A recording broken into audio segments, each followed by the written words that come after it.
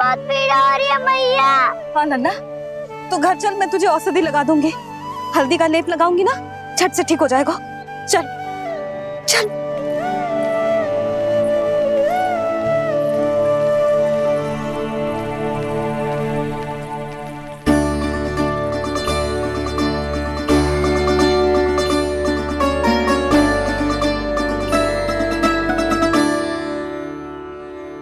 बस लल्ला बस, रो मत। चल चल चल आजा, अभी औषधि लगाऊंगी ना, तेरी सारी पीड़ा लुप्त हो जाएगी। आजा आजा, बैठ जा लल्ला। अभी आई मैं। हाँ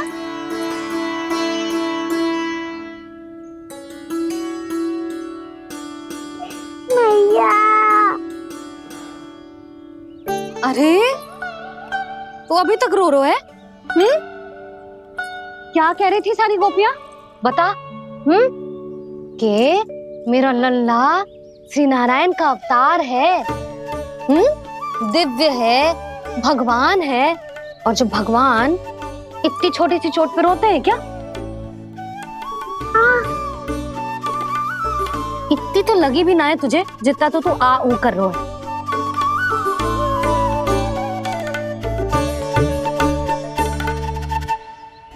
आओ ना करूंगो, आप ऐसा दुलार थोड़ी करोगी। ओहो, वृंदावन का गौपालक जे इतनी छोटी सी चोट पे रोता है ना? गोप बालकों का मुखिया इतनी छोटी सी चोट पे रोता है? मेरा लल्ला तो सबसे शक्तिशाली है, जे इतनी छोटी सी चोट तो क्या बड़े बड़े राक्षसों से भी ना घबराता है। हाँ, एक बार में सबको समाप्त कर देता है कि ना?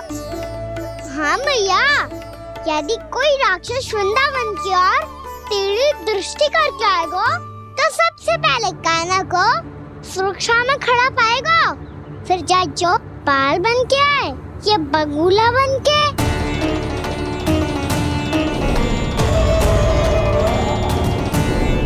ना लल्ला, सोचो भी मती, वृंदावन की सुरक्षा करना तेरा दायित्व ना है। तुझे और कोई संकट का सामना करने की आवश्यकता ना है। अभी तो मेरी पीड़िता का हरण कर रही थी, अचानक से क्या हो गया मैया को? कोई आवश्यकता ना है तुझे ऐसे संकटों का सामना करने की। आने दे आज तेरे बाबा को, सीधा सीधा बोल दूंगी। बहुत हो गए उनके तर्क वितर्क। मेरा फूल सा लल्ला वन में अकेले गौचारण के लिए ना जाएगो। आज बगुले ने निकल लियो, कल कछु और हो जाए तो? नारायण ना करे, कहीं कछु ऊंच नीच तुझे कछु हो जाए तो? मैं तो जीते जी मर जाऊंगी।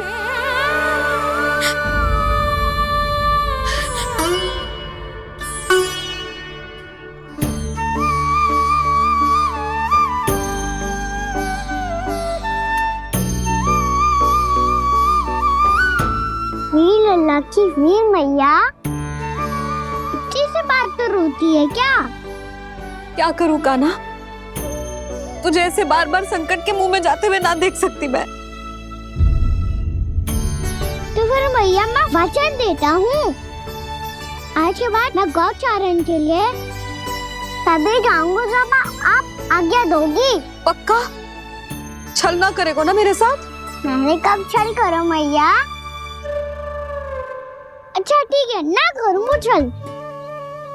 यदि आपसे पूछे बिना बाहर निकलो तो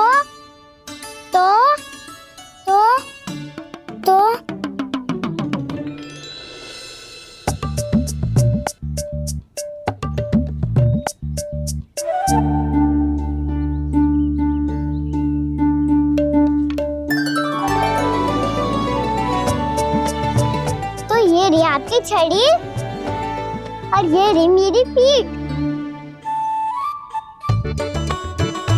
ठीक, देना तापर तोड़।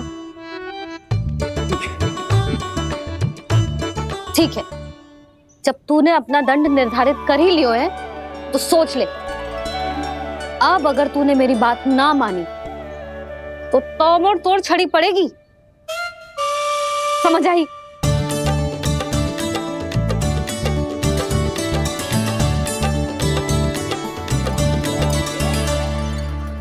अच्छा ही है कि कान्हा कुछ दिन घर ही रहे। आज वन में जो हुआ है अवश्य कंस ने ही करवाए हुए वो सब।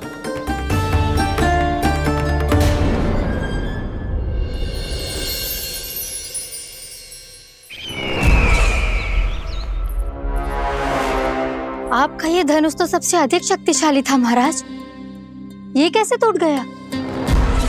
कहीं ये बकासुर की पराजय का संकेत तो?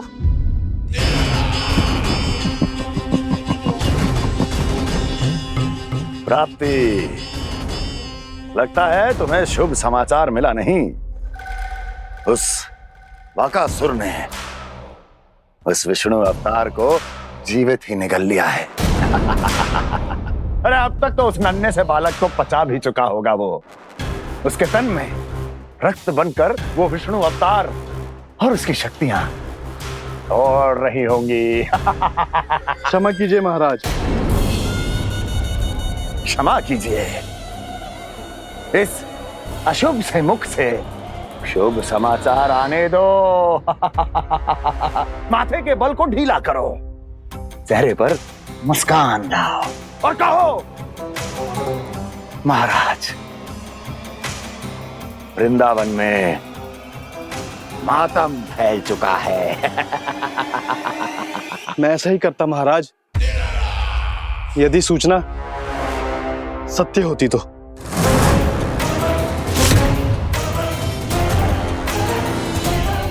कहना क्या चाहते हो? एक क्षण में सूचना उगलो, अन्यथा मेरा योद्धा बकासुर विष्णु अवतार की तरह तुम्हें भी जीवित निकल जाएगा। आने दो। बकासुर मारा गया महाराज, बकासुर मारा गया महाराज, बकासुर मारा गया। बकासुर मर चुका है? असंभव। असंभव। बकासुर ने उस बालक को निगल तो लिया था, पर उसकी सुरक्षा करने के लिए सभी देवता वहां प्रकट हो गए, पर फिर भी कोई बकासुर का सामना नहीं कर पाया। और फिर क्या हुआ? वो बालक स्वयं ही बकासुर के उदर से बाहर आ गया और उसकी चोंच तोड़कर उसकी हत्या कर दी।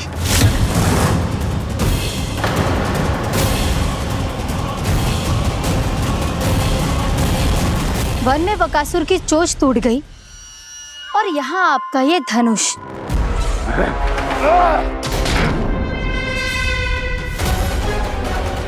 केवल नहीं टूटा तो आपका ये भ्रम महाराज। क्षमा कीजिएगा महाराज, आपका भ्रम टूटना आवश्यक है। आवश्यक है आपको यह आभास होना कि उस विष्णु अवतार को पराजित करने के लिए आपके साधारण योद्धाओं में वो सामर्थ्य नहीं है। अच्छा सर, उतना तृणावर्त, बकासुर, ये सब साधारण नहीं थे प्राप्ति, साधारण नहीं थे। फिर तो ये और भी अधिक चिंता का विषय है महाराज, क्योंकि इसका अर्थ तो यही हुआ कि वो विष्णु अवतार कुछ अधिक ही असाधारण है और उसका सामना करने के लिए और उसे मिट्टी में मिलाने के लिए आपको एक ऐसे अस्त्र की आवश्यकता है जो उसके सामने ना झुके और ना ही टूटे।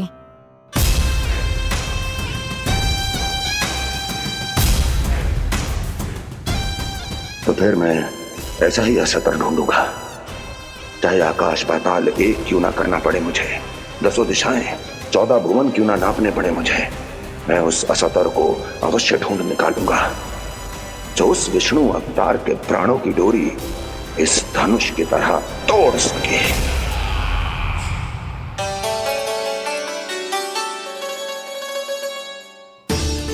कंस बाबा ने मैया को वचन दिया है कि जब तक नहीं चाहेंगी मैं वन नहीं जाऊंगा, इसलिए आप मुझे मारने के लिए कोई शक्तिशाली असुर ढूंढने में व्यस्त रहो। कुछ दिन तब तक मैं व्यस्त रहूंगा अपनी मैया की सेवा करने में।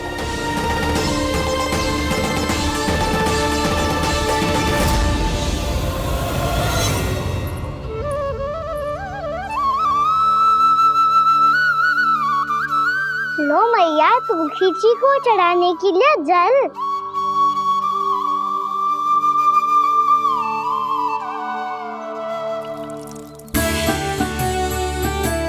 लो मैया और आटा।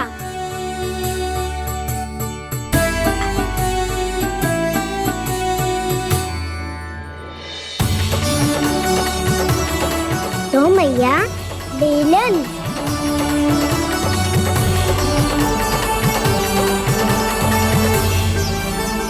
ले तनिक खा ले।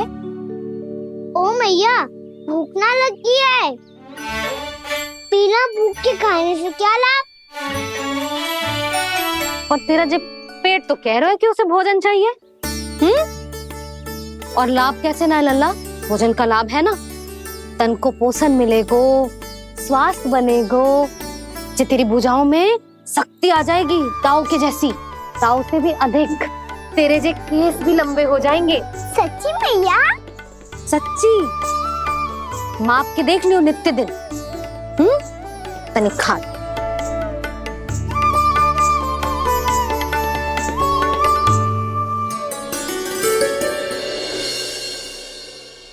मान के मैया का कहना, छक के भोजन खाते हैं, नित्य मापते भुजा केश, पर ज्यों का त्यों ही पाते हैं।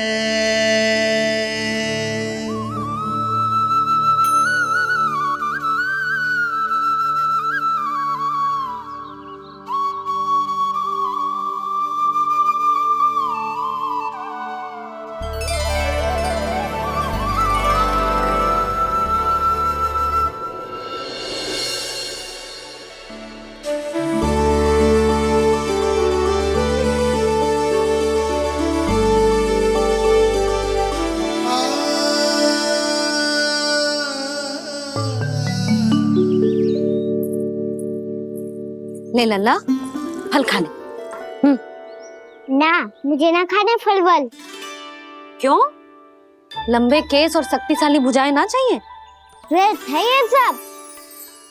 पिछले 10 दिनों से देख रहा हूँ, ना केस लंबे हुए हैं, ना भुजाएं शक्तिशाली बनी है। 10 दिन में का चुनाव होने वाला। 10 सप्ताह ऐसे खाएगो ना, तब जाके कछु बदलाव दिखेगो। समझ आई? चल अब खा ले। वैसे भी मुझे बहुत सारी तैयारियां करनी है आज। इसीलिए मैया? एकादशी के व्रत के लिए लल्ला। सुनो जी, सारी सामग्री आ गई? हाँ, तुमने जो कही थी सब ले आए हूँ।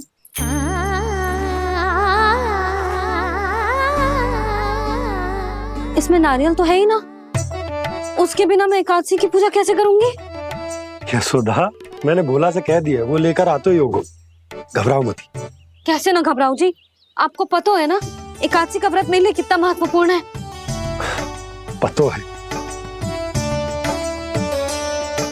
अरे इसमें तो दिए भी ना है। दिए ना है? अब मैं अभी लेकर आता हूँ। आप रहने दो, मैं ही लेके आती हूँ। भक्त भोला राम के यहाँ से है? भक्त भोला राम? मेरा अर्थ है कुमार भोला यहाँ के यहाँ से। हाँ हाँ वो ही।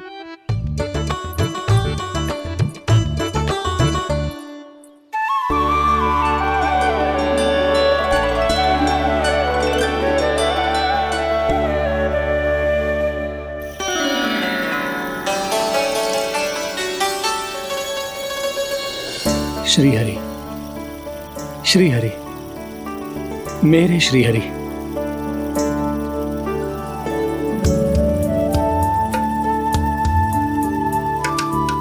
मेरे श्री हरि। भोला राम, मेरी मटकी तैयार है? मेरे श्री हरि। मेरे श्री हरि।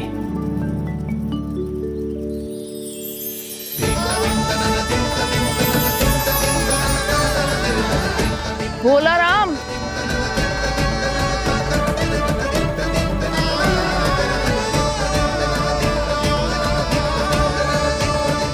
भोला काका, ओ भोला काका,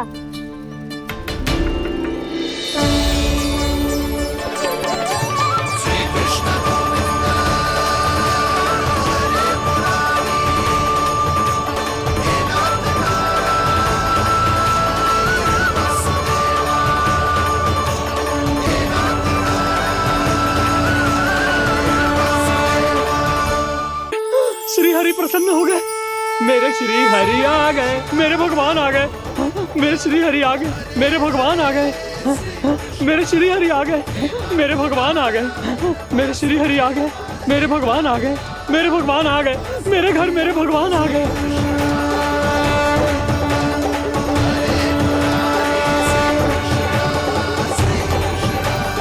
मेरे घर आ गए, मेरे श्री हरि आ गए, हाँ मेरे श्री हरि आ गए। ये तो बावले थे ही, अब बालकन को भी साथ में मिला लिए। उज्जवल क्या कर रहा है? अरे ठहर जा बोला।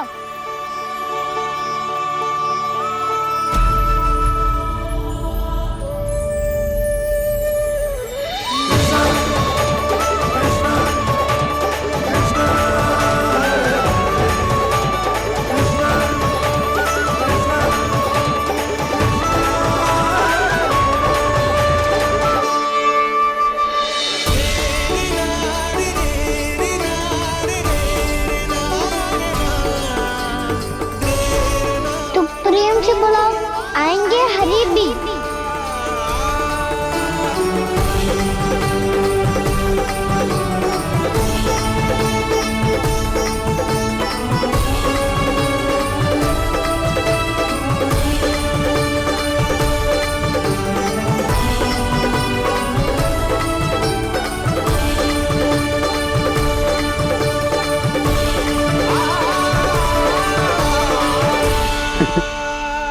क्या वो गाना? किसकी धुन में झूम रहा तू? निर्मल निशा भक्ति की धुन में।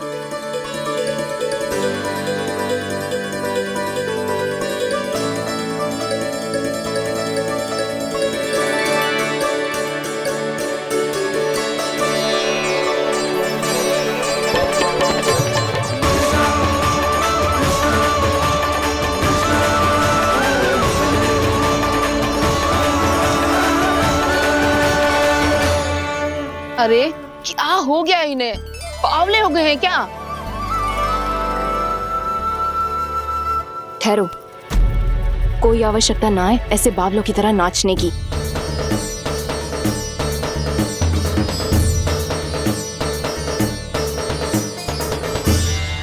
बावले ना है मौसी, भक्ति में रम गए। बस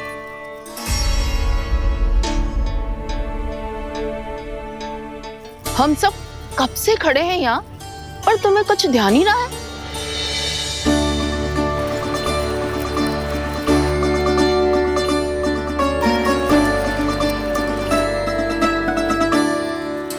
नाच गाने में ऐसे मगन हुए कि हमें देखा भी ना। मुझे नाचते हुए देख मेरे श्री हरि को इतना आनंद आ रहा था कि मैं अपने आप को रोक नहीं सका। और वैसे भी मेरे जन्म का एकमात्र उद्देश्य है श्री हरि की सेवा करना, श्री हरि को प्रसन्न करना। तुम बावले हो भोलाराम, या हमें बावला बना रहे हो? श्री हरि और तुम्हें देख रहे हैं? हाँ, अभी वो यहीं थे, देख रहे थे। भोला काका, आपने भी ना अति कर दी। अब हमें भी बताओ तनी, कहाँ थे श्री हरि?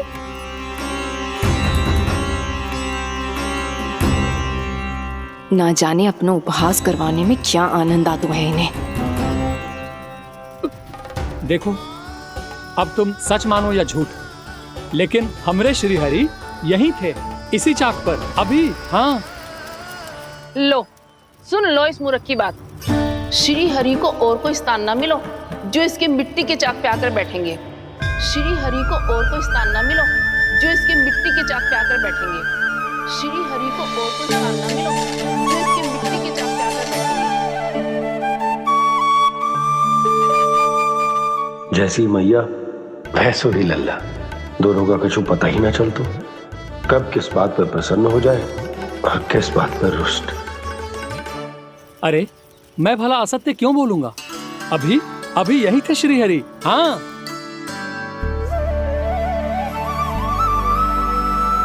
हाँ, जैसे श्री हरि को तो कोई कार्य है ही ना, वो तो आतुर होके बैठे रहते हैं कब तुम हरि हरि बुलाओ और वो दौड़े चले आए। भगवान तो भक्तों के पास आने के लिए सदैव आतुर रहते हैं। बल्कि सत्य तो यह है कि भक्तों के मन में ही निवास करते हैं भगवान।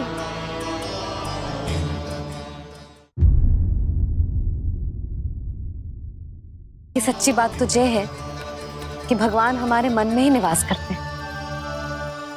कम से कम तू तो इसे बढ़ावा मत दे जशोदा। जब देखो जब हरि नाम की रट लगाए रहते है। हरि बोलते बोलते ऐसो बावलो होता है कि सारा कार्य भूल जाता है। 2 दिन से अपनी मटकी के लिए चक्कर काट रही हूँ। अभी तो एक चक्कर और लगाना होगा आपको। आपकी मटकी तैयार हो गई है, अभी लाता हूँ।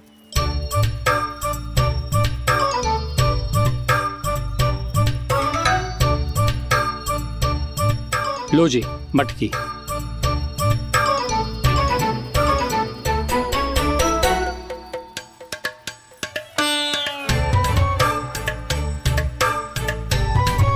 इस कच्चे मटके का क्या करूं मैं? हाँ? पर इसे तो मैंने भट्टी में पकाया था। अब तू ही देख ले कितना ध्यान रहता है इस कार्य पे। और कह तो है कि श्री हरि आते हैं इससे मिलने। हाँ आते हैं और आगे भी आएंगे हमारे श्री हरि हमसे मिलने।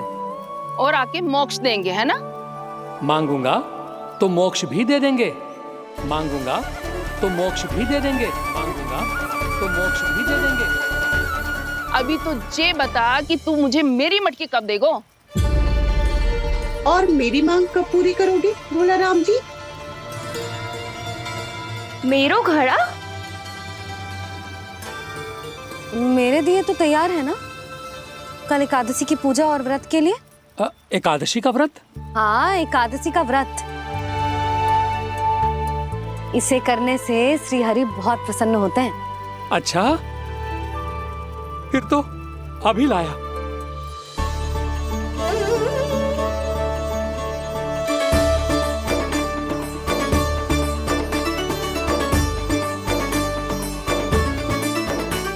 लो जी आपके दिए।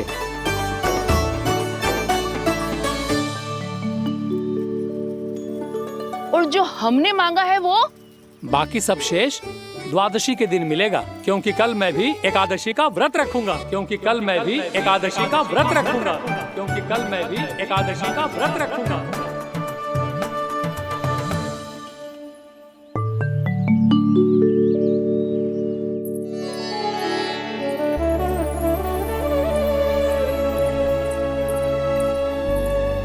जानकी फूलों का प्रबंध हुआ कि ना? हाँ भाभी जे रहे। सदैव विलंब कराती है। पर भाभी इस बार तो फूल समय से ही लाई थी। क्या हुआ जशोदा? अभी तो पूजा की तैयारी ना हुई? देखो ना मौसी, ये जानकी ना कुछ छूट ही जाता है इसके कारण। एकादशी की पूजा और व्रत आते ही जसोदा भाभी इतनी वग्र हो जाती है। ऐसो क्या होगा इस पूजा में?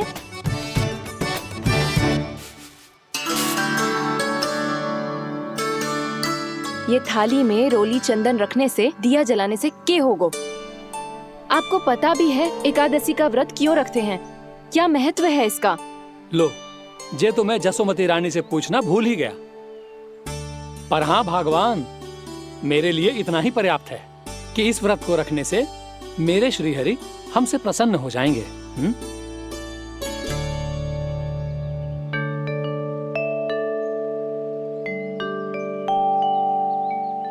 नारायण ही जाने ऐसे कैसे पूजा करते हैं जे श्री हरि की एक मूर्ति तक ना है इनके पास।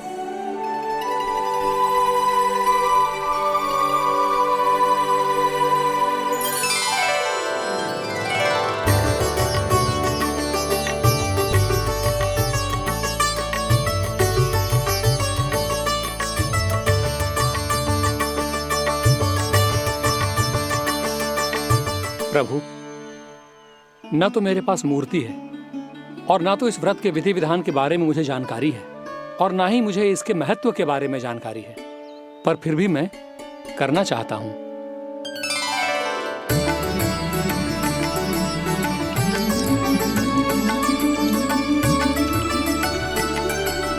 इसीलिए मैं दृढ़ संकल्प लेता हूं,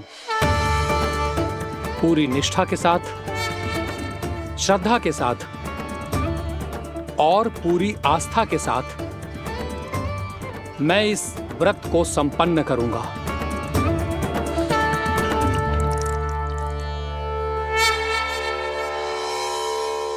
हम संकल्प लेते हैं कि एकादशी के व्रत को पूरी निष्ठा के साथ संपन्न करेंगे।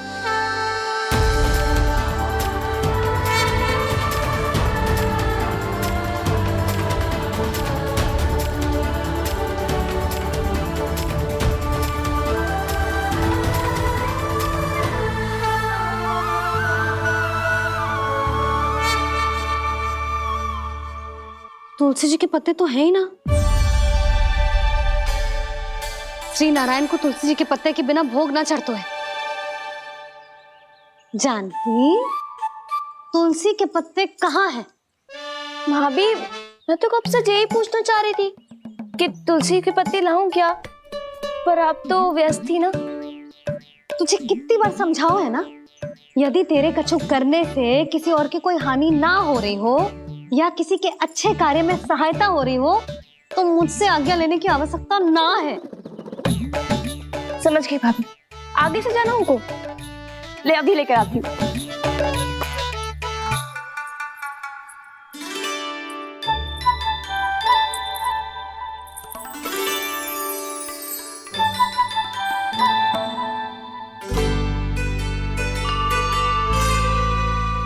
ताऊ, आपने पहले ये व्रत करो है?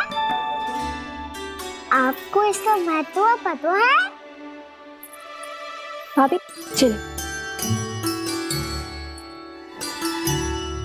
जानकी, तुमने ये व्रत करो है? फिर तुमको इसका महत्व पता है? सुमति जी, आपको पता है इसका महत्व? कान्हा, क्यों तंग कर रहे हो सबको? मैया, सबने करो ये व्रत, मुझे भी करना है।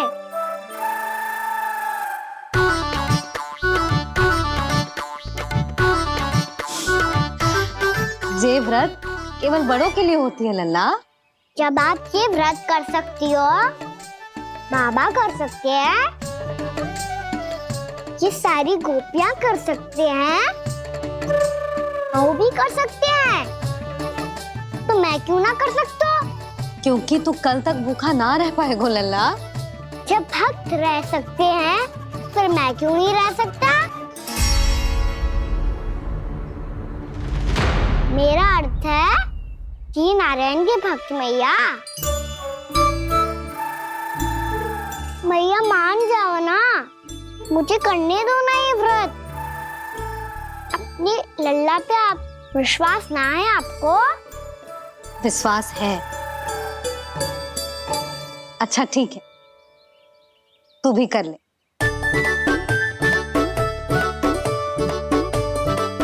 पर मैया, व्रत की कथा तो सुनाओ। मैं तो अबध हूँ ना, मुझे कैसा पता चलेगा कि ये व्रत करते क्यों हैं?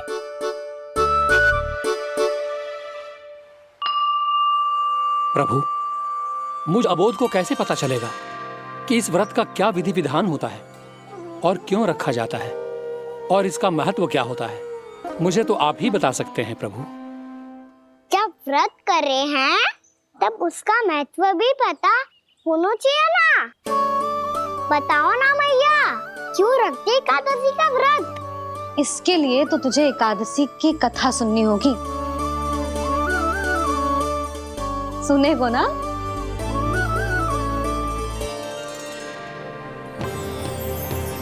वसुदेव सुतं देवं कंसचाणूरमर्दनम् श्रीहरि, यशोदा परमानंदम् कृष्णं वन्दे जगद्गुरुम्। वाह प्रभु, अपने भक्तों को एकादशी व्रत का महत्व समझाने का अच्छा उपाय खोज निकाला है आपने।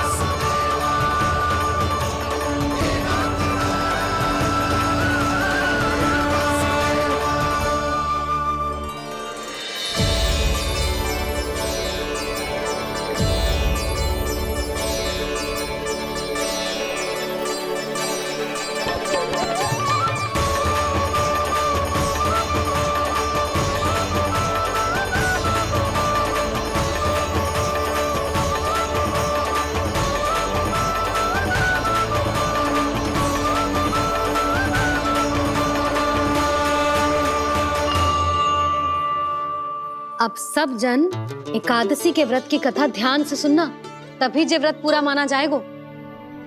समझो लल्ला?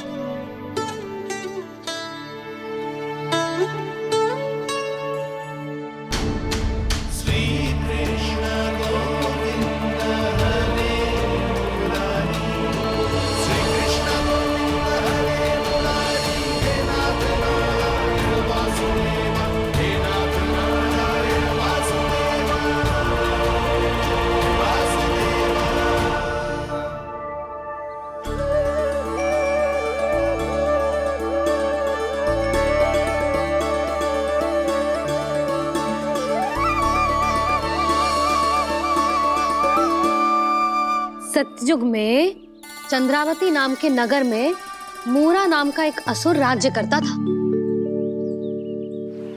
ओम ब्रह्मदेवाय नमः। ओम ब्रह्मदेवाय नमः। ओम ब्रह्मदेवाय नमः। ओम ब्रह्मदेवाय नमः।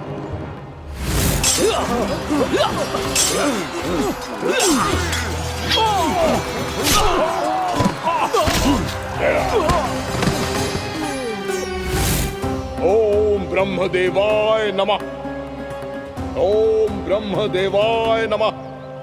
जब उसने देवताओं के हाथों असुरों की पराजय देखी, तब वो वरदान पाने के उद्देश्य से ब्रह्मा जी की तपस्या करने चला गया।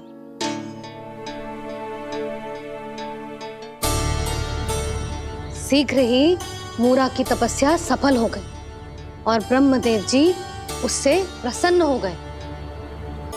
ओम ब्रह्मदेवाय नमः। ओम ब्रह्मदेवाय नमः। ओम ब्रह्मदेवाय नमः।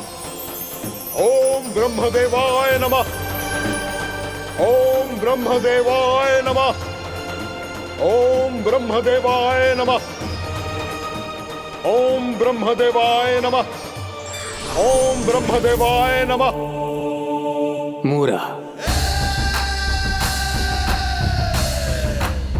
प्रणाम ब्रह्मदेव। तुम्हारी तपस्या सफल हुई। बोलो, तुम्हें क्या वर चाहिए?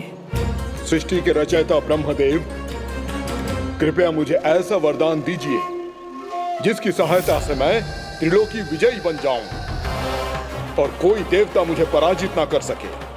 यहाँ तक कि देवताओं के रक्षक, सृष्टि के संचालक भगवान श्री विष्णु के लिए भी मैं अपराजय रहूं। तथास्तु, तथास्तु, तथास्तु। प्रणाम ब्रह्मदेव।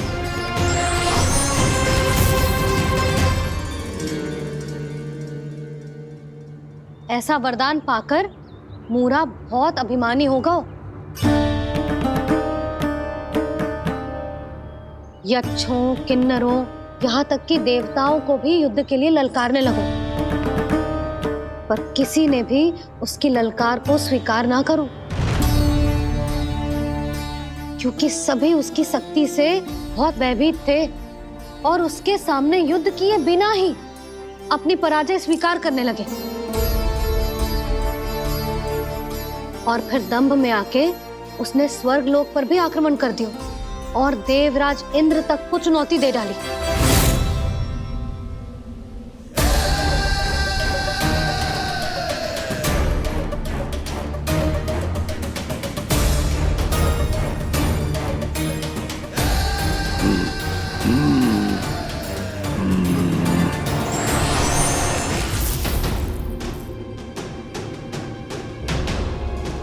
मैं प्रतीक्षा कर रहा हूं देवराज।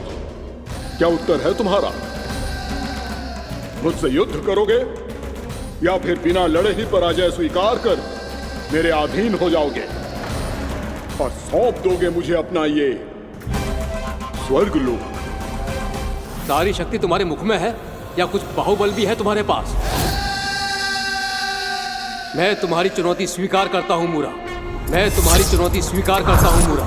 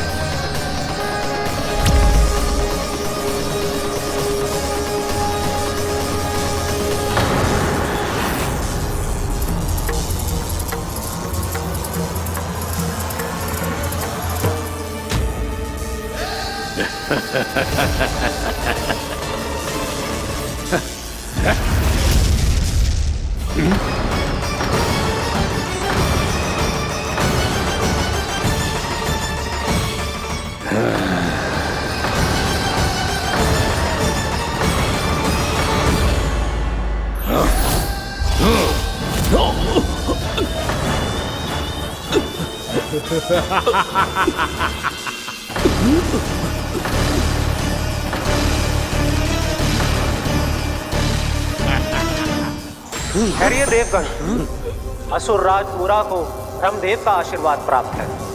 आप में से कोई भी इन्हें पराजित नहीं कर पाएगा।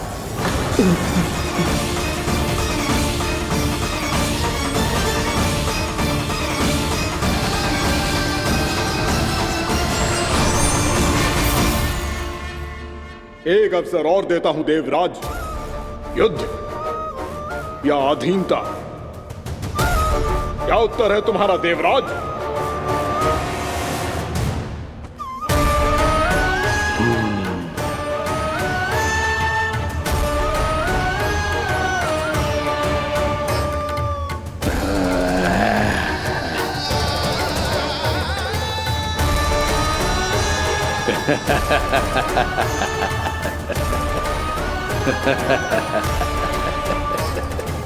इंद्र और सभी देवताओं ने मूरा के आतंक में आके उससे भयभीत होके अपना सिंहासन छोड़ दियो।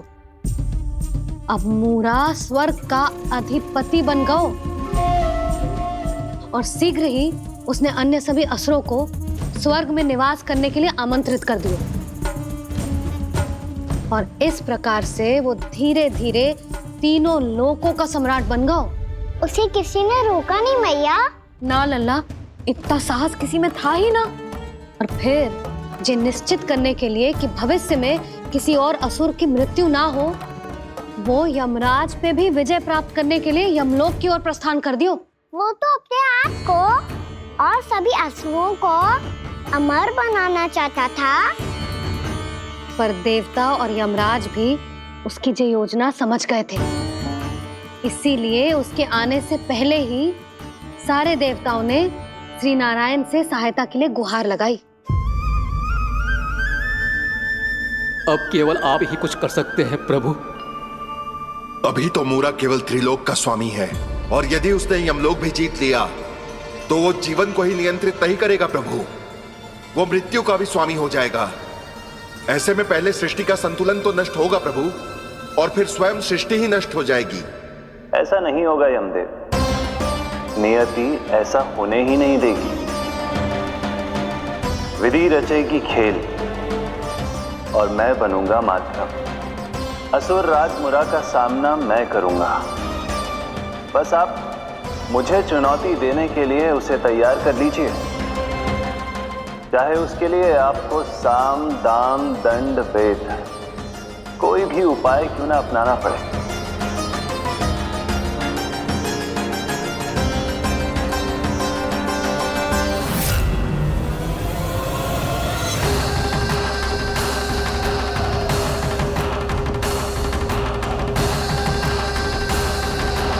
आप तो मेरी प्रतीक्षा में पहले से ही खड़े हैं यमदेव। तब तो आपने मेरी चुनौती के बारे में भी सुना ही होगा।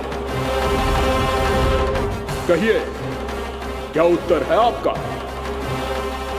मेरा स्वागत करके अपना राज्य त्यागेंगे या मेरा सामना करके अपने प्राण? असुर राज मूरा का सामना मैं करूंगा। बस आप मुझे चुनौती देने के लिए उसे तैयार कर लीजिए, चाहे उसके लिए आपको साम दाम दंड भेद कोई भी उपाय क्यों ना अपनाना पड़े।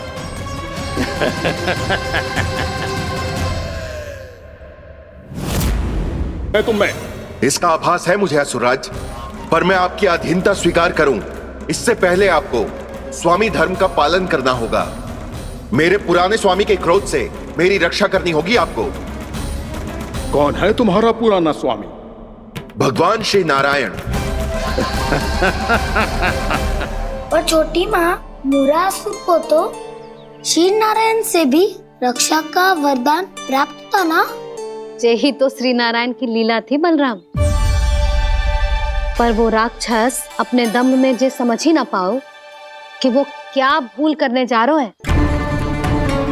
और पहुंच गो भगवान श्री नारायण को चुनौती देने के लिए।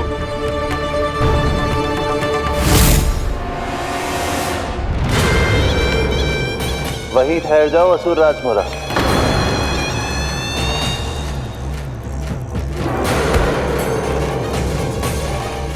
यहाँ क्यों आए? आपको पराजित करने और ये वैकुंठ जीतने, ताकि मैं यमलोक का स्वामी बन सकूं। फिर आओ, युद्ध भूमि में मेरा सामना करो।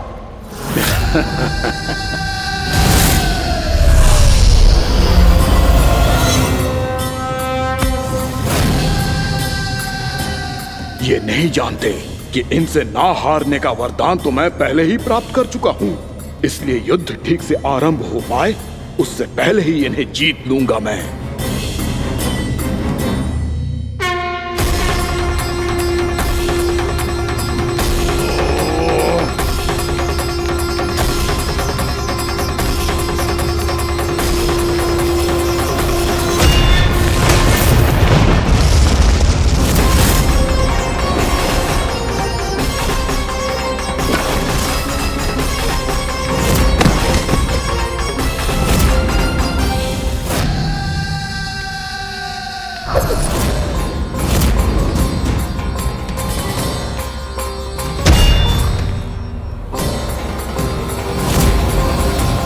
और इस प्रकार जे युद्ध वर्षों वर्षों तक चलता रहो। दोनों योद्धा पूरे ब्रह्मांड में अनेक अस्त्रों शस्त्रों के साथ युद्ध करते रहे।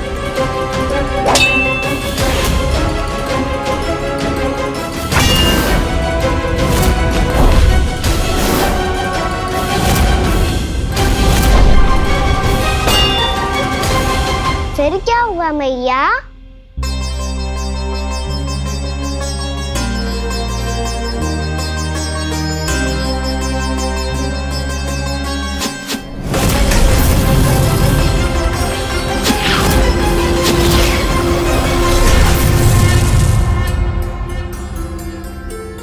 उस युद्ध को कभी समाप्त हुआ हो, पर कैसे? शीघ्र ही वो राक्षस थक गौ लल्ला।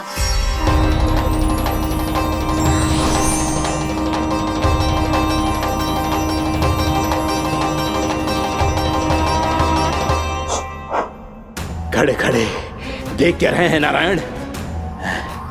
आक्रमण कीजिए, वध कर दीजिए मेरा।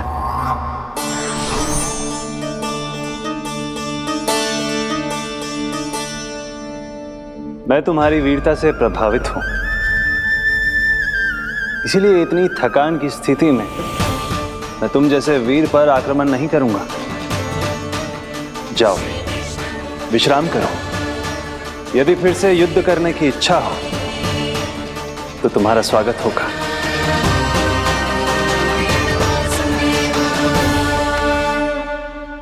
जे कह के श्री नारायण बद्रिका आश्रम चले गए और वहां हिमवत नाम की एक कंदरा में ध्यान लगा के बैठ गए।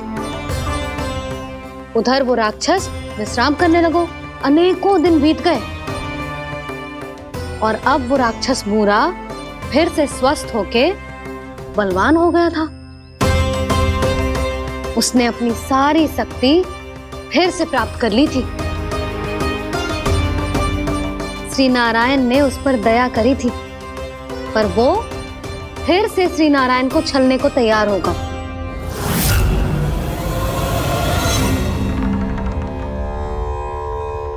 ध्यान में बैठे बैठे श्री नारायण योग निद्रा में चले गए,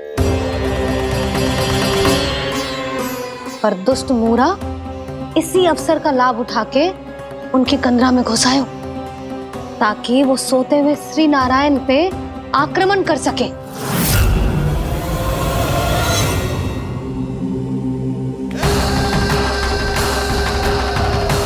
आज इस लंबे युद्ध को जीतकर अपने इस अंतिम शत्रु का भी अंत कर दूंगा मैं।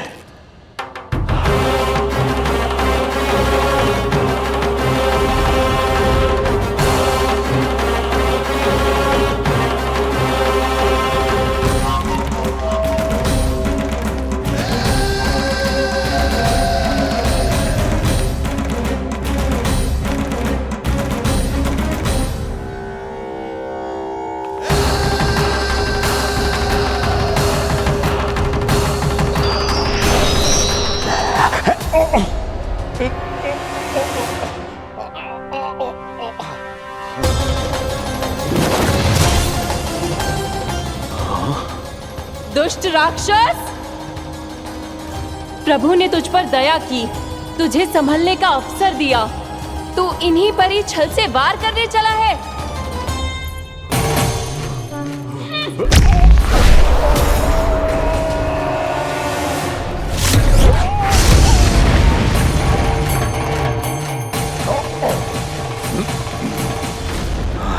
मैं अजय हूँ, मुझे कोई पराजित नहीं कर सकता। ब्रह्मा का वरदान है मुझे।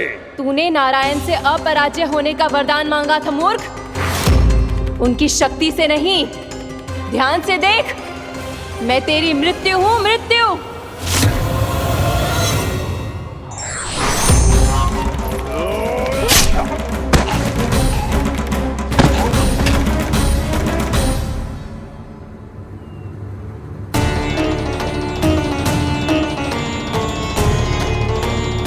वो देवी कौन थी छोटी माँ? और कौन बलराम, वही तो थी देवी एकादशी।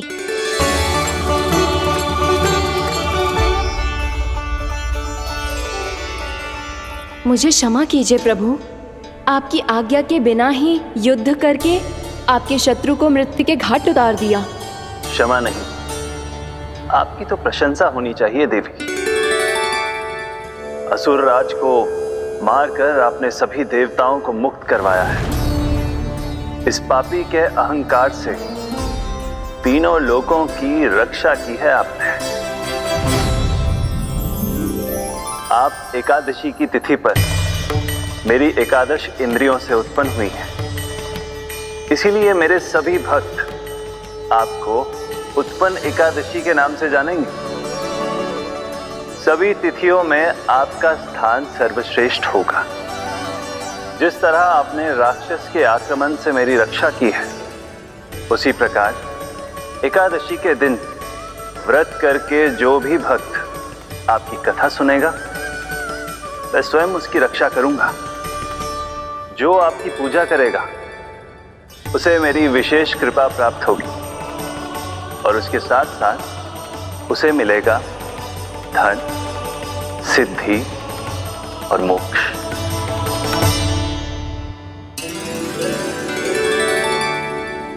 इसीलिए आज के दिन व्रत रखने का बहुत अधिक महत्व होता है। बोलो एकादशी मैया की जय। बोलो श्री नारायण भगवान की जय।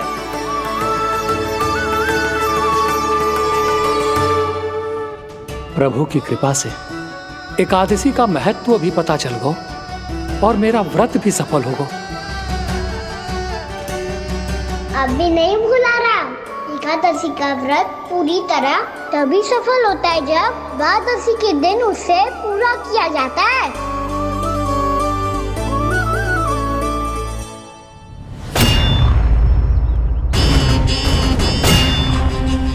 आवश्यक है आपको यह आभास होना कि उस विष्णु अवतार को पराजित करने के लिए आपके साधारण योद्धाओं में वो सामर्थ्य नहीं है। वो विष्णु अवतार कुछ अधिक ही असाधारण है।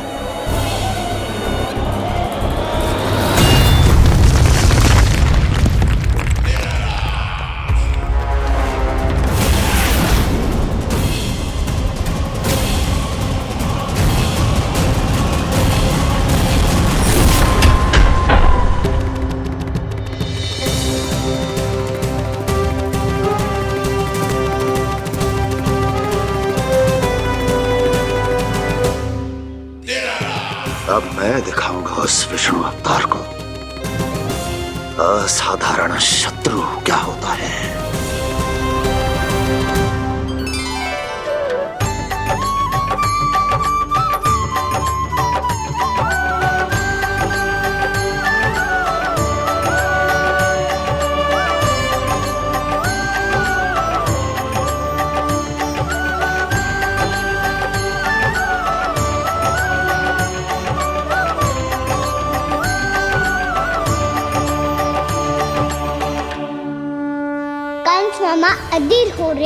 पर मैया ने मुझे अभी तक बाहर जाने की आज्ञा नहीं दी है। अभी उन्हें किसी और राक्षस को यहाँ भेजने से रोकने के लिए मुझे ही कुछ करना होगा।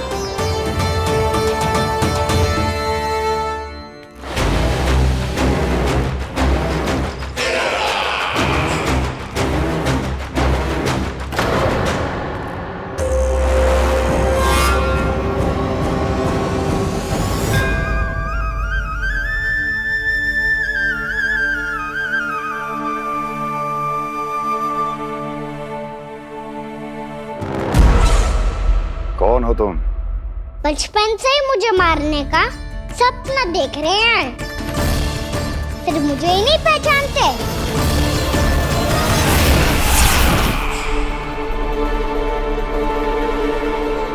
बचपन से विष्णु अवतार। कोई कान्हा बुलाता है तो कोई मुरलीधर पुकारता है, कोई माखन चोर कहता है, कोई कहता है चिच्चोर। पर विष्णु अवतार इस नाम से तो बस आप ही मुझे बुलाते हो मामा जी। इतना साहस, ये तो यहाँ आ गया है।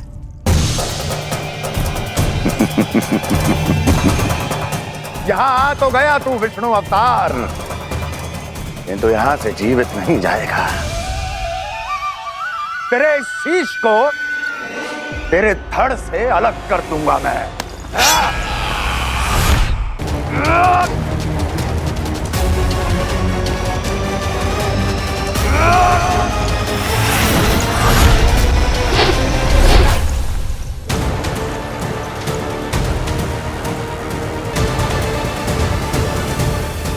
कहाँ देख रहे हो मामा जी? मैं तैयार हूँ।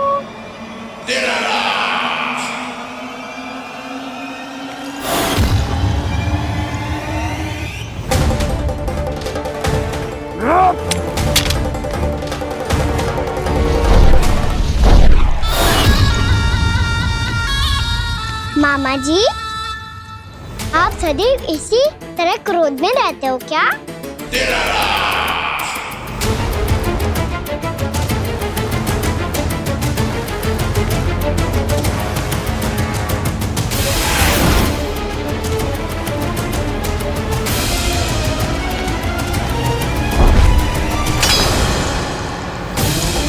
छोड़, छोड़ मेरी तलवार को। छोड़ो तो तब जब पकड़ा हूँ।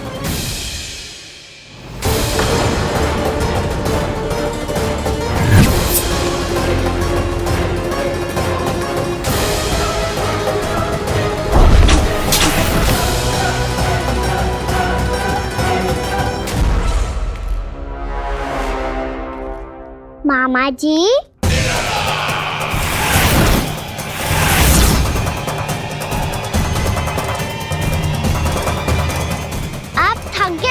थोड़ा विश्राम कर लो। आपका तो पता नहीं, मैं अवश्य थक गया हूँ।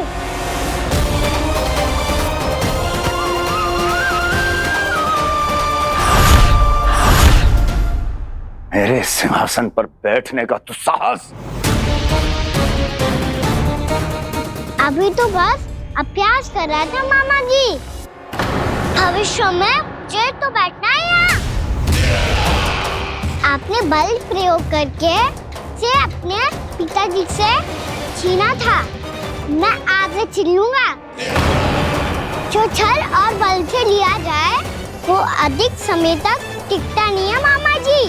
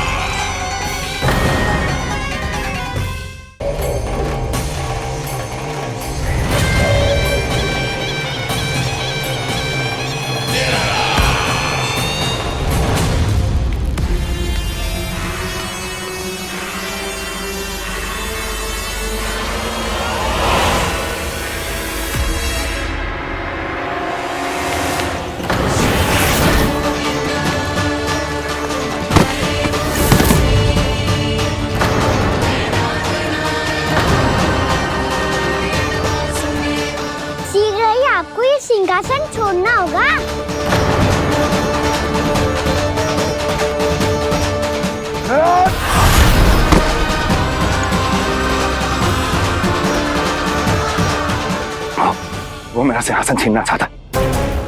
वो आ रहा है, वो आ रहा है। सैनिकों, दुर्जन, बंद कर दो सभी द्वार और झरोखे, सब के सब।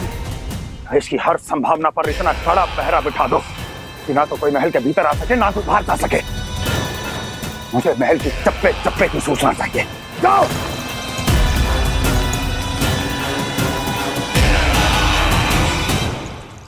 सिंहासन।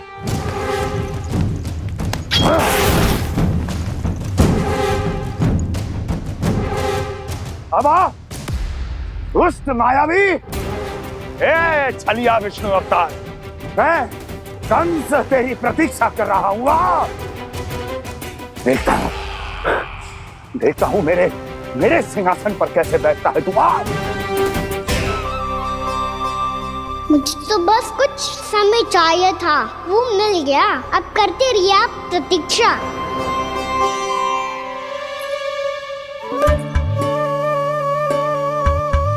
जी अपने आप से बातें क्यों कर रहे हो जी?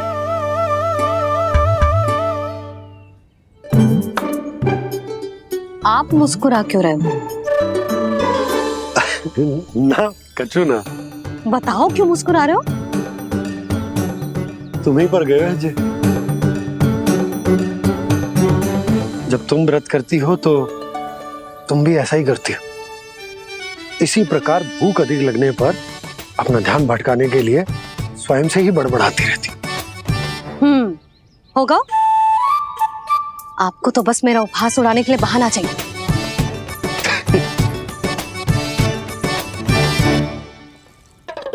लल्ला, भूख लगी है? ना मैया, व्रत करे तो भूख कैसे लगेगी?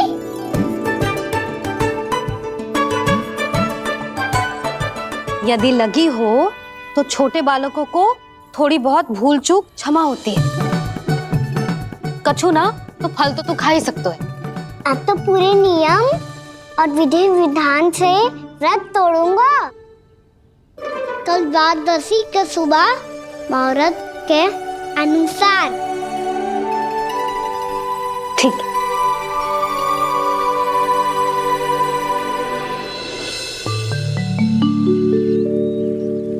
लल्ला, एकादशी समाप्त हो गई है, द्वादशी लग गई है। अब तू व्रत तोड़ सकते है। भोजन कर ले। ले।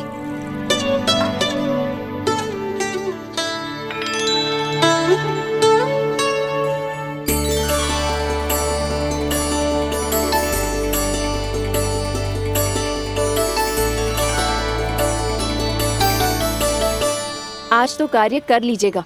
मैं ना चाहती कि सब गांव वाले फिर से आपका उपहास उड़ाएं। अरे, इसी क्षण कार्य आरंभ करना आवश्यक ना है। कुछ खा तो लो। कल भी पूरे दिन व्रत में रहे, अब तो कुछ खा लो। ना, अभी बिल्कुल भूख ना है। और हाँ भगवान, तुम्हें चिंता करने की आवश्यकता नहीं है। आज मैं किसी को भी 2 शब्द कहने का अवसर नहीं दूंगा। अरे, कुछ खाओगे पियोगे नहीं तो कैसे रहोगे?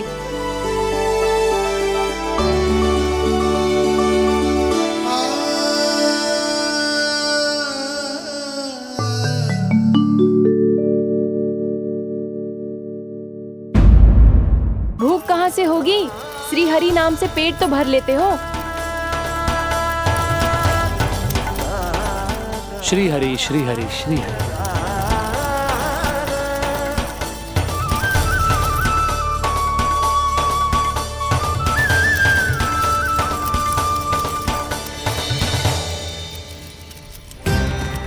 हरि हरि प्रभु हरि, हरि हरि प्रभु हरि, हरि हरि प्रभु हरि, हरि हरि प्रभु हरि। कल से अन्न का एक दाना ना गो है पेट में। अब क्या व्रत तुड़वाने भी आपके प्रभु ही आएंगे? अब क्या व्रत तुड़वाने भी आपके प्रभु ही आएंगे? मैया,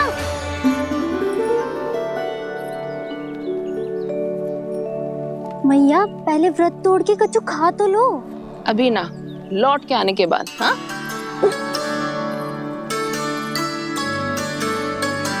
बलराम, ठहरो पुत्र, पहले कुछ खा लो। व्रत तोड़ना आवश्यक होता है। मैया ने एकादशी का महत्व बताया। लगता है मुझे सबको द्वादशी पर व्रत तोड़ने समाप्त करने का महत्व बताना होगा।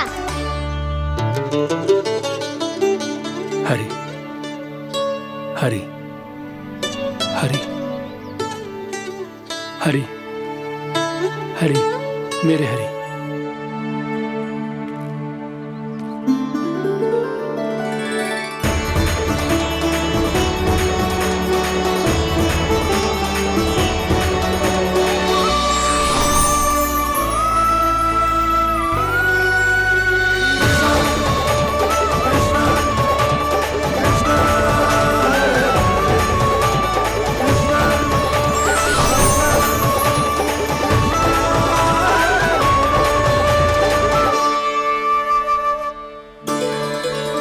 अभी अभी तो मैंने बच्चों की मां को वचन दिया था कि आज किसी को शिकायत करने का अवसर ना दूंगा, और अब मैं प्रभु श्री हरि की कल्पना जसोमती रानी के लल्ला में ही करने लगा।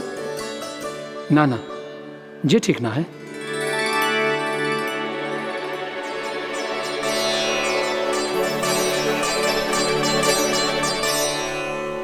ठीक ही तो है, बिल्कुल सही पहचाना है आपने।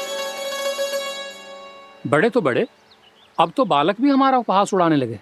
मैं आपका उपहास नहीं उड़ाने आया, मैं तो आपके एकादशी के व्रत को पूरा कराने आया हूँ।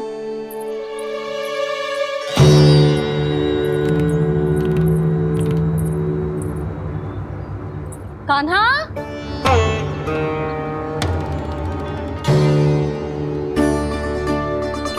तो ये रे आपकी छड़ी और ये रे मेरी पीठ। सेक बिना तापर तोड़। आज तो इसकी पीठ सेक के रहूंगी मैं। मैया घर पे भूखी मुझे ढूंढ रही होगी। लो आज द्वादशी के दिन पहले प्रहर में भोजन करके अपना एकादशी का व्रत पूरा करो आप। धन्यवाद राजकुमार, पर अभी हमें भूख नहीं है।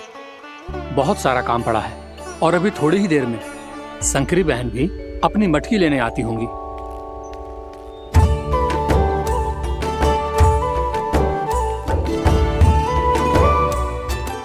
पर मैं आपका व्रत पूरा कराए बिना नहीं जा सकता। भला क्यों? भक्त भूखा रहे और भगवान खा ले, ऐसा हो सकता है भला?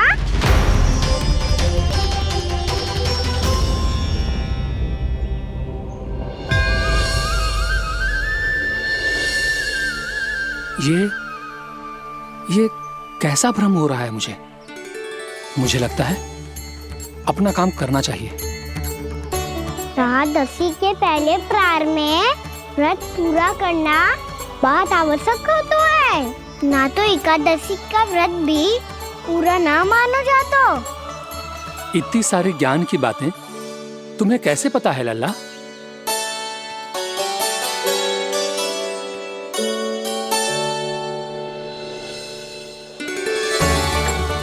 जैसे एकादशी की कथा होती है, वैसे द्वादशी की महिमा भी एक बहुत महत्वपूर्ण कथा है।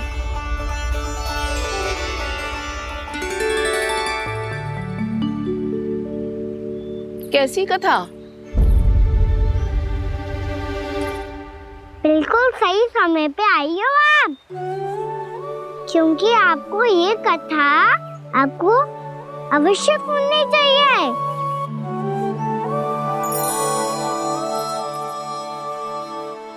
मुझे क्यों?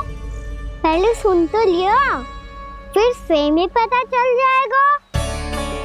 बहुत समय पहले एक राजा हुआ करते थे, राजा अम्बरीश। भगवान श्री हरि के बहुत बड़े भक्त थे। ओम नमो नारायणाय। ओम नमो नारायणाय।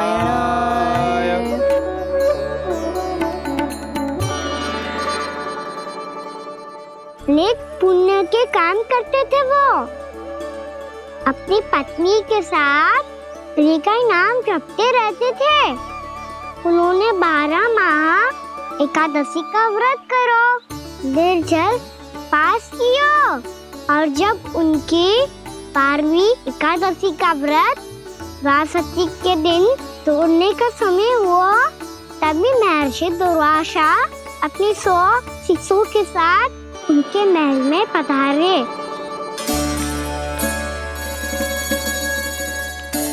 प्रणाम स्वीकार करें महर्षि। आप जैसे महान ऋषि मेरे राज्यसभा में आए, वो भी ऐसे अवसर पर जब मैं और मेरी पत्नी निरंतर 12 एकादशियों के बाद अंतिम एकादशी का व्रत तोड़ेंगे।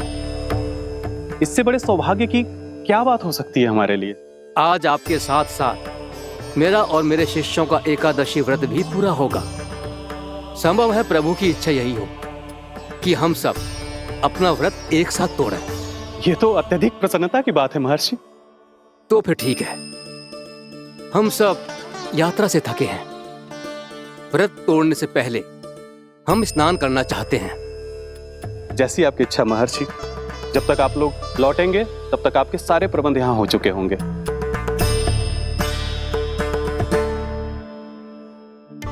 महर्षि दुर्वासा स्नान करने गए थे, पर उन्हें लौटने में विलंब हो रहा था और इधर द्वादशी पर व्रत पूरा करने का मुहूर्त बीता जा रहा था।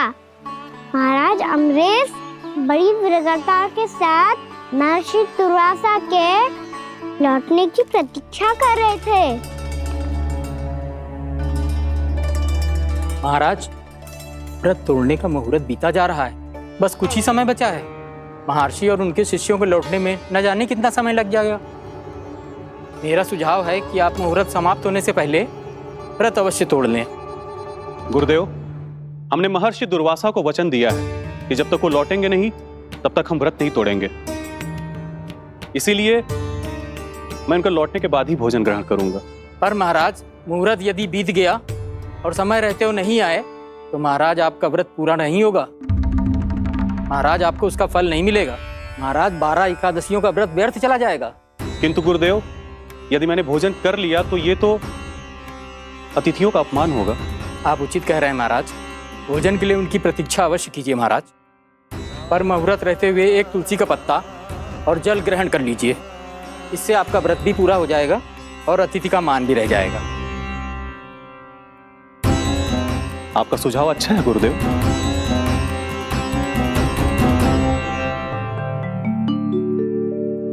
जैसे ही महाराज ने तुलसी का पत्ता खाया, वैसे ही महर्षि दुर्वासा लौट आए। महाराज,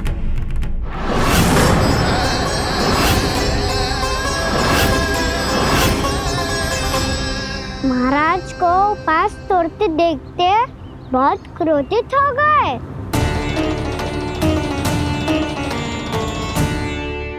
बहुत बड़े भक्त हैं आप, परंतु आप ये नहीं जानते अपने अतिथियों के साथ कैसा व्यवहार करना चाहिए।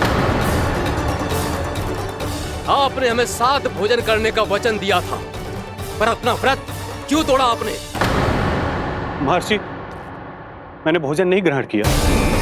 कहीं मुहूर्त न निकल जाए इस कारण मैंने एक तुलसी का पत्ता ग्रहण कर लिया। 56 भोग खाया हो या एक पत्ता, अपना व्रत तोड़कर अतिथियों का अपमान किया है, मेरा अपमान किया है। अब आपको दंड भोगना होगा ताकि आप सीख पाएं कि अतिथियों के साथ कैसा व्यवहार होना चाहिए। महर्षि, आप जो भी दंड मुझे देंगे मुझे स्वीकार है, किंतु आप क्रोधित मत होइए। क्रोध का कारण आपने दिया है महाराज। एक महर्षि का अपमान करके राक्षसी प्रवृत्ति का परिचय दिया है आपने। इसीलिए अब एक राक्षसी आपको दंड देगी।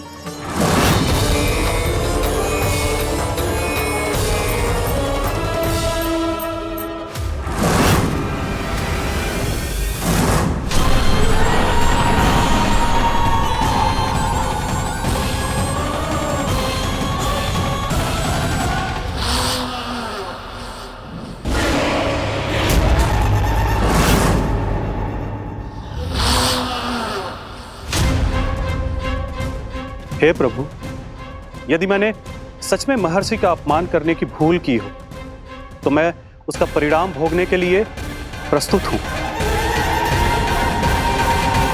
ओम नमो नारायणाय। ओम नमो नारायणाय नमः। महर्षि दुर्वासा को ये आभास ही नहीं था कि महाराज अम्बरीश ने उनका अपमान नहीं किया था। फिर भी उसे अपमान मान के वो श्री नारायण के भक्त पे संदेह कर रहे थे। मैंने भी तो भोला राम की भक्ति पे संदेह किया था। हे नारायण, ये क्या पाप हो गया मुझसे? संदेह किसी अपमान से कम ना हो तो, और भगवान सब सह सकते हैं, पर उनके प्रिय भक्तों का अपमान सहन ना कर सकते। इसीलिए उन्होंने हस्तक्षेप करने का निर्णय लिया।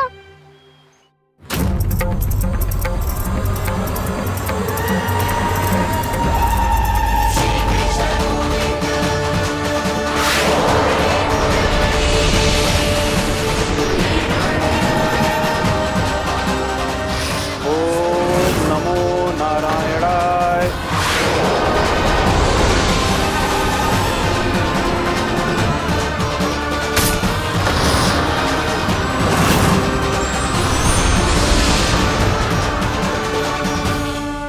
और फिर भगवान का वो सुदर्शन चक्र महर्षि दुर्वासा के पीछे पड़ गया। ये चक्र तो मेरी ओर बढ़ रहा है। ओम नमो नारायणाय। ये कैसे संभव हो सकता है? कोई रोको इसे, कोई रोको इसे।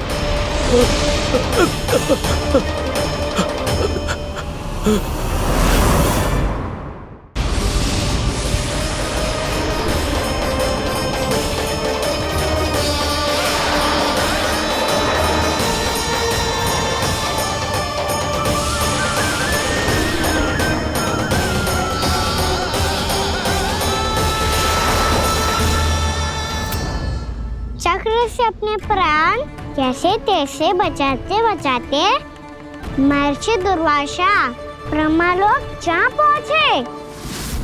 ब्रह्मदेव, रक्षा कीजिए ब्रह्मदेव, सहायता कीजिए, मुझे बचाइए ब्रह्मदेव, रक्षा कीजिए। ये सुदर्शन चक्र मेरे प्राणों के पीछे पड़ गया है, मुझे बचाइए ब्रह्मदेव, मुझे बचाइए। महर्षि, मैं चाहकर भी आपकी सहायता नहीं कर सकता।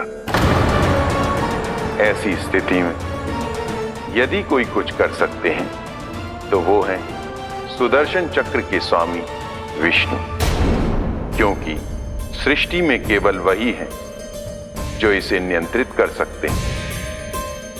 वो ही इसे वापस लौटने का आदेश देकर आपके प्राणों पर छाए हुए संकट को दूर कर सकते हैं। किंतु हां, मैं सुदर्शन चक्र से इतना अवश्य कहूंगा कि जब तक आप विष्णु लोक में पहुंच नहीं जाते, वो आपको किसी भी प्रकार की हानि ना पहुंचाए। आपका बहुत बहुत धन्यवाद, आपकी सदा ही जय हो।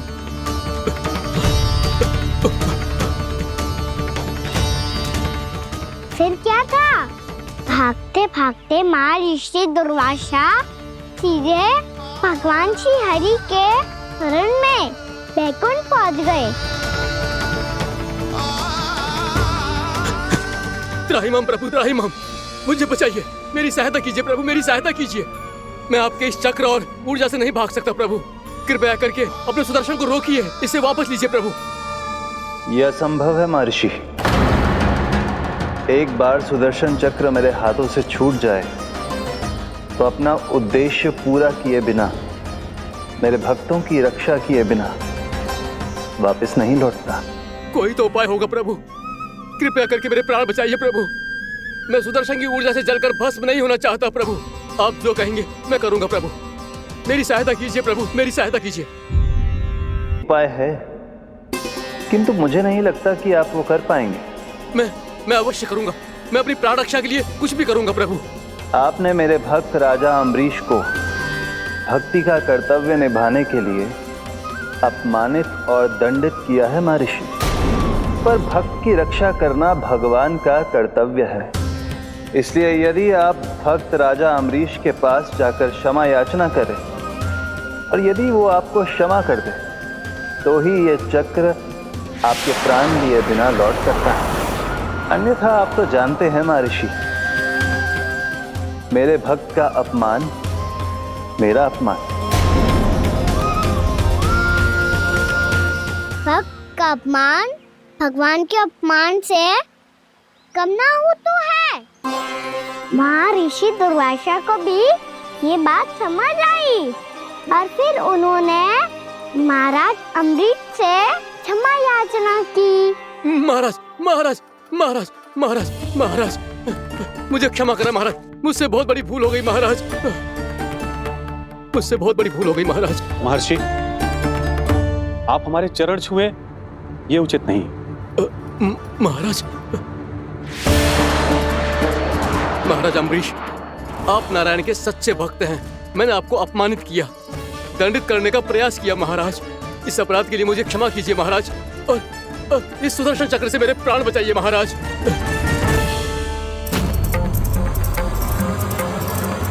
हे महान सुदर्शन, यदि महर्षि के लिए मेरे हृदय में अभी भी वही सम्मान और प्रेम हो जो इनके प्रथम आगमन पे था, तो कृपया आप अपने धाम वापस लौट जाइए।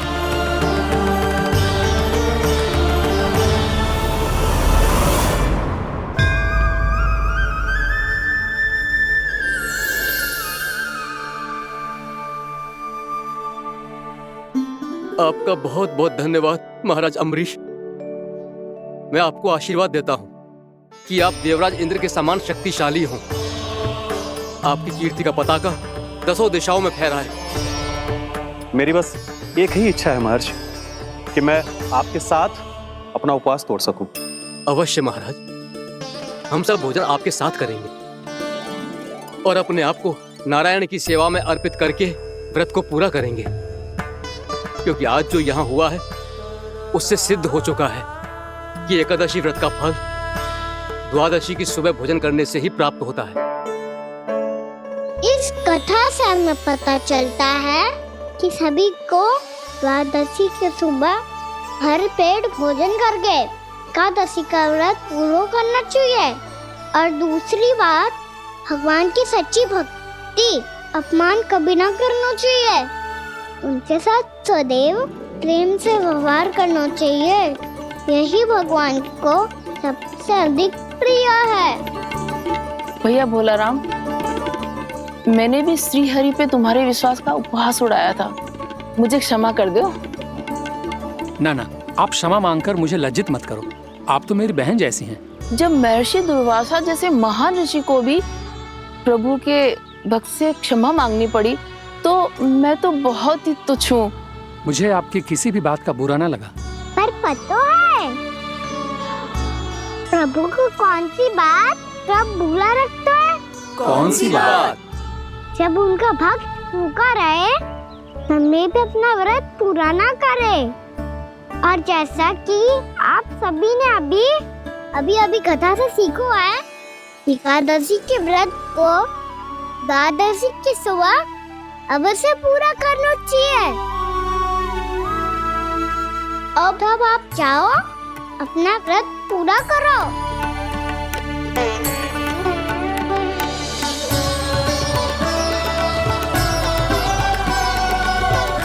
मैं आपके लिए जल लेके आती हूँ।